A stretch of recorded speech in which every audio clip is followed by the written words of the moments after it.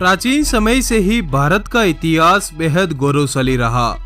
अंग्रेजों के आने से पहले भारत में कई साम्राज्य हुए, जिन्होंने विस्तारवादी नीतियां अपनाते हुए खुद को यहाँ स्थापित करने की कोशिश की। इस कारण समय समय पर नए साम्राज्य बनते रहे और पुरानों का पतन होता रहा। इस कोशिश में कई निर्णायक लड़ाइयाँ भी होती रही। इनमें कुछ काल के गाल में समा गई तो कुछ को इतिहास के पन्नों में जगह मिली। तराइन की लड़ाई भी उन्हीं में से एक है। तराइन के युद्ध को भारत के इतिहास के सबसे भयानक युद्धों में से एक माना जाता है। इस युद्ध के बाद से ही भारत सैकड़ों सालों के लिए गुलाम हो गया था। आइए डिमांडिंग पंडित के साथ जानते हैं भारत के इतिहास के सबसे खतरनाक युद्धों में से एक तराइन के युद्ध को। बात आज से 1000 साल पहले की है, जब महमूद गजनवी ने 998 से लेकर 1030 ईस्वी तक भारत के कुछ हिस्सों में राज किया। बाद में उसकी मृत्यु के बाद मोहम्मद गोरी ने गजनी को अपने नियंत्रण में कर लिया। सबसे पहले उसने खुद की सत्ता को वहां मजबूत किया, फिर उसने भारत पर अपना ध्यान केंद्रित करना शुरू कर दिया। कुछ समय बाद गोरी ने पूर्वी ईरान की तरफ से भारत में अपनी फौज के साथ चढ़ाई कर दी और यहीं से भारत की जमीन पर कब्जा करने का सिलसिला शुरू हो गया। साल 1175 के आसपास तक वह मुल्तान समेत लगभग पूरे सिंध पर कब्जा करने में सफल रहा। हालांकि उसका मन इससे भी नहीं भरा, तो वह आगे बढ़ा और साल 1186 में पंजाब पर हमला कर दिया। वह यही नहीं रुका, कई प्रांतों पर कब्जा करने के बाद गोरी के कदम पंजाब के भटिंडा की जमीन पर जा पहुंचे, जो दिल्ली के सम्राट पृथ्वीराज चौहान की सत्ता में आता था।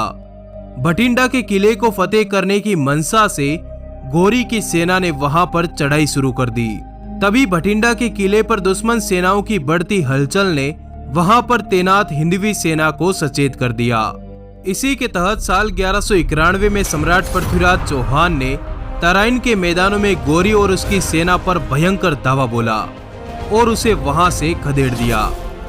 चूंकि यह युद्ध हरियाणा के एक छोटे से शहर तराइन में लड़ा गया, इसलिए इस लड़ाई को तराइन की पहली लड़ाई का नाम दिया गया।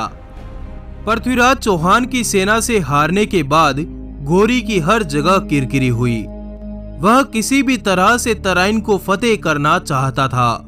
हर दिन तराइन को फतेह करने के लिए उसने दूसरी लड़ाई शुरू करने के लिए मंसूबे बनाने शुरू कर दिए।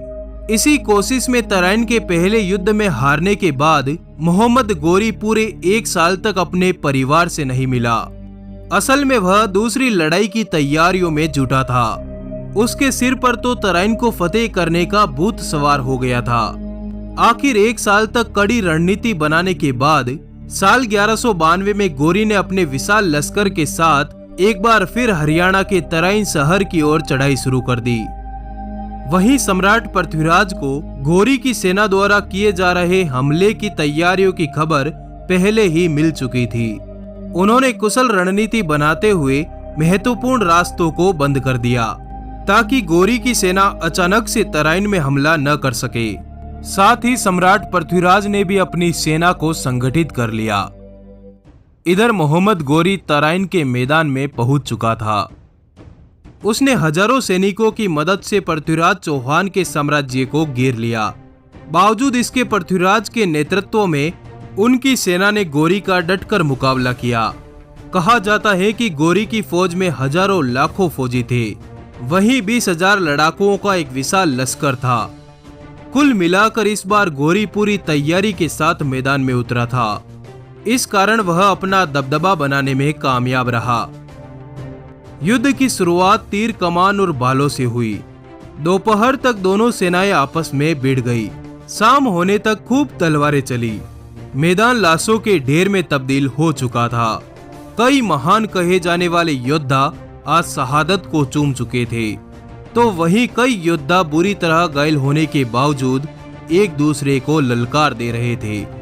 संध्या का सूरज ढलते ही युद्ध विराम का ऐलान कर दिया गया, जिसके बाद दोनों सेनाएं अपने अपने खेमे में लौट गई। कहा जाता है कि गोरी ने युद्ध नियमों के विपरीत जाकर रात्रि के समय पृथ्वीराज की सोई हुई सेना पर हमला कर दिया। इस अचानक हमले से सम्राट पृथ्वीराज की सेना तीतर बीतर हो गई। हाथियों को निशाना बनाकर तीर मारे जाने लगे, जिससे वे पागल होकर इधर उधर भागने लगे और अपनी ही सेना के हजारों लोगों को कुचल डाला। इसी अचानक हमले में सम्राट पृथ्वीराज चौहान को भी कैद कर लिया गया।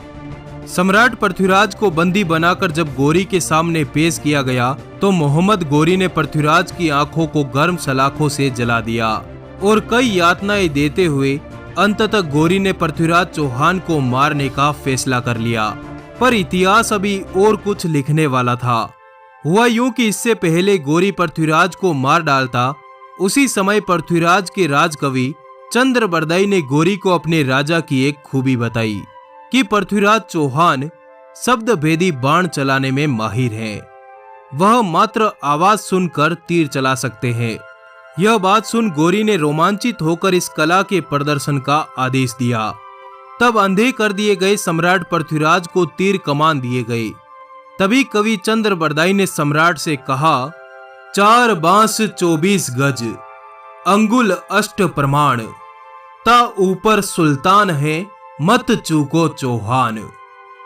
चंद्रबरदाई की इन पंक्तियों को सुन सम्राट समझ गए कि गौरी किस दिशा में बैठा है और उन्होंने उसी दिशा में तीर दे मारा और गौरी को वहीं मार गिराया। इस तरह गौरी द्वारा अंधे कर देने के बाद भी सम्राट पृथ्वीराज चौहान ने अपनी हार का बदला ले ही लिया।